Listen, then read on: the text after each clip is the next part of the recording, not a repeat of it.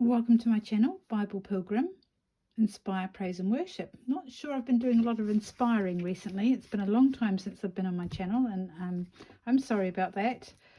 It's been a strange year for me, and of course it's rounding up. So I just thought I'd share a little bit about how I've been getting on and the progress I've made and my plans for next year.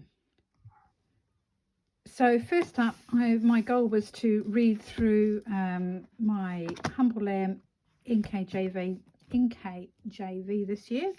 I haven't managed to finish it yet. I've still got a bit to go. I've been a bit slack, so I've got a fair bit of the Old Testament to do. I've read all of the New Testament apart from Luke, which I'm now reading in December. I always read Luke in December because there's 24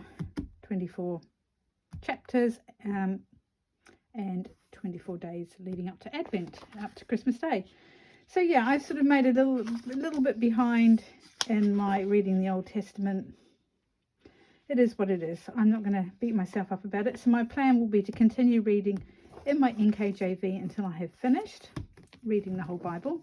My goal is to try and read as many different translations as I can, just so that I can get a good grip of the different translations. I've read through the CSB and I've read through the NLT a couple of times. So that's where progress I made with that.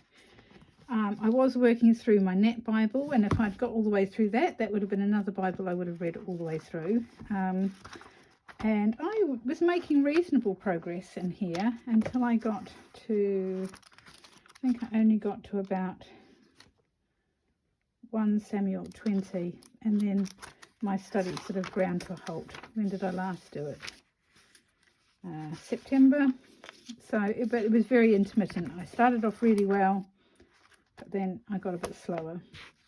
I think, yeah, I'm not sure I liked how I ended up doing my notes in here, but it is, again, it is what it is. I will continue with this, so I will dip in and out of this as and when I feel like it. I have been working on a prayer encouragement Bible for a friend, a lady at church who's been in hospital for a month. Now we use the NIV in our church, so I thought I'd get her an NIV.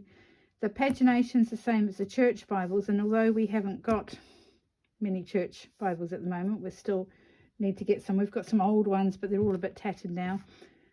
But our church is pretty short of funds, and although we'd like to get a load of new ones, we haven't yet. But my goal is to eventually we'll be able to have some new Bibles at the church, and because the pagination is the same, it's by Hodder and Stoughton, and it's British text, which of course we like because that's where we are. So anyway, I got this Bible for it. It's actually really lovely. I'm very pleased with it. It's a similar layout to the one I use in church. I just use a sort of bonded leather Bible with the same large print.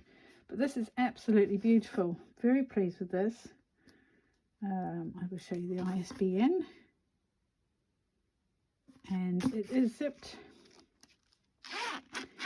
I've still got to do a verse for the front, dedication verse for her.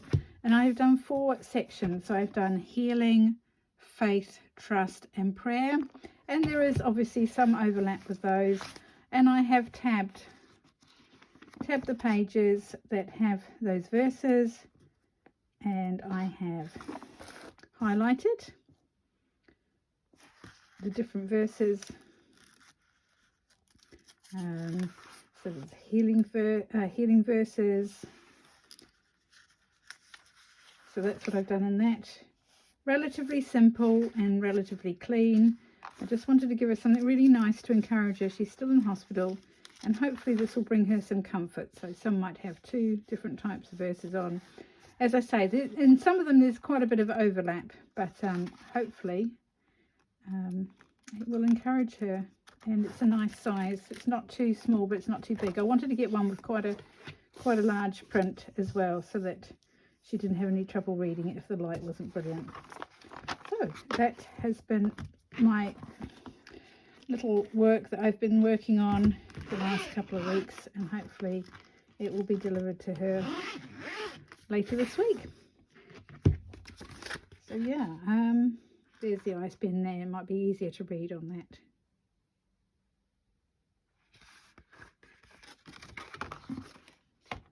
I'm very tempted, I must say, to get another one of these for myself to use in church, because my current one's getting quite filled up and highlighted now. And then you may recall last year that I got this Bible. I had quite a bit of problems with it arriving, so it arrived later than it should have done, and so I haven't actually done anything in this Bible. I still want it to be a Bible that I work in, and I had a thought that I might do the Psalms in here to start with anyway, because I believe the King James Psalms are much more poetic, although it's not quite really a poetic setting. It is verse by verse, and it's actually verse by verse throughout the whole of this Bible. Lovely large columns to write notes in. So yeah, I am looking forward to working in this, but I might just do different things in it. I might, as I say, start with the Psalms in this. That's one of my thoughts for next year. And then the other one is, I saw this Bible on Amber's Bible Nook, I think it's called, and it's absolutely stunning. And I just thought, yep, I have worked through a CSB before, and normally I like to change the translation, but I couldn't resist this Bible. I'm not that keen on ESVs, so I didn't want an ESV for various reasons that I'm not going to go into on here, but it's a really lovely Bible. It's very tactile, it feels really nice. I like the way that this lies flat when you open it. It has gold gilding, 2 ribbons. They're okay. Are they double-sided? Yeah, I think they're double-sided. And it's quite floppy. It's edge-lined, so that's good. Yeah, you get obviously a bit of marking here from where the strap is sewn in, and obviously as a result you'll get a bit on this side, but that's okay. So we have, and it has actually marked the pages a bit, but it is what it is. So we've got certificate of marriage. We've got lots of different pages to fill in. It is a sort of legacy, what's the word I'm looking for? Heirloom type Bible that you can fill in and then pass it on to your children in due course. Family memories, births, adoptions, marriages, deaths, important events, and a page for notes. So yeah, it's a bit annoying actually that it's got these dents in it. Quite sure where they've come from actually, but I didn't notice that when I opened it. This is actually the second one I've got. The first one I had to return because about 4 to 8 pages of where the ribbons were down at the bottom here, there were little tears in the pages, and I thought after overuse that will tear more. It lies flat, which is nice. So it lies flat. Got very good wide margin space. It's sort of creamy pages. I would prefer the font slightly bigger. Not sure if it says on the box what size font it is. Yeah, 9-point font. I usually prefer my font bigger, but as I say, this is just such a beautiful Bible. I couldn't resist it, and I'm looking forward to working in here. This will be the one I work in predominantly this year. I'm not sure how yet. I need to do a bit of praying about it so I can work out exactly how I want to work in it. The Old Testament references are in bold. It's not red letter.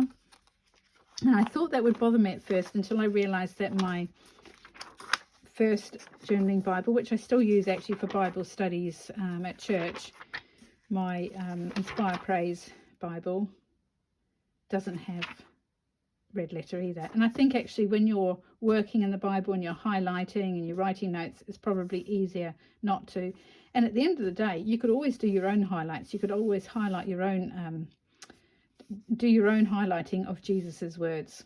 and you could choose whatever colour you wanted. So yeah, I'm looking forward to this Bible. It has some, it's got wide space in the concordance as well. Is it concordance or more of a dictionary? Actually, it's quite a big one. There's lots of pages. I didn't sort of think I'd do a proper review of this, so if anyone wants a proper review, I can do one. Yeah, the concordance, it's got a lot of pages. So 1329 to 1495. But yeah, lots of note space, so you could always put lots of cross references and other things in there if you wanted to. It's even got the lovely CSB maps, which are very nice. They're not glossy paper, but they're very, very lovely maps. So that will be my Bible, and it's quite floppy, so if you pick it up, you know, it lies flat. It's nice and floppy. But the only thing I'm a little bit disappointed in is it's got some kind of denting going on here, and I'm not sure why that is, because it's not where that is. It may have been where, no, not even where that is. So who knows, maybe there was something tucked in there. As I say, I can't do anything about that, and by the time I start writing lots of notes in there, it will be used anyway. I've got to stop being quite so fussy about things. I do like things to be nice and neat, particularly when it's a new Bible. But yeah, bit frustrating. It's strange because I'm really not sure what it would have been. There you go. Anyway, I've rambled on long enough for now. I've got a few Bible pens I've bought. I don't know what Bible I'll be using them in. I'll try them out. So I've got some new Mr. Pen. I've got some midliners. And I have got these feeler ones. These are the ones I've used in the Bible for the member from our church. And actually they're very good. They don't bleed through. So anyway, that is my little update. Where I'm at, what I'm sort of planning. Nothing sort of really, as I say, I haven't done a lot of inspiring, I'm afraid, this year. But hopefully I will do more in the coming year. So thank you for watching. God bless, and we'll catch you another time. Bye for now.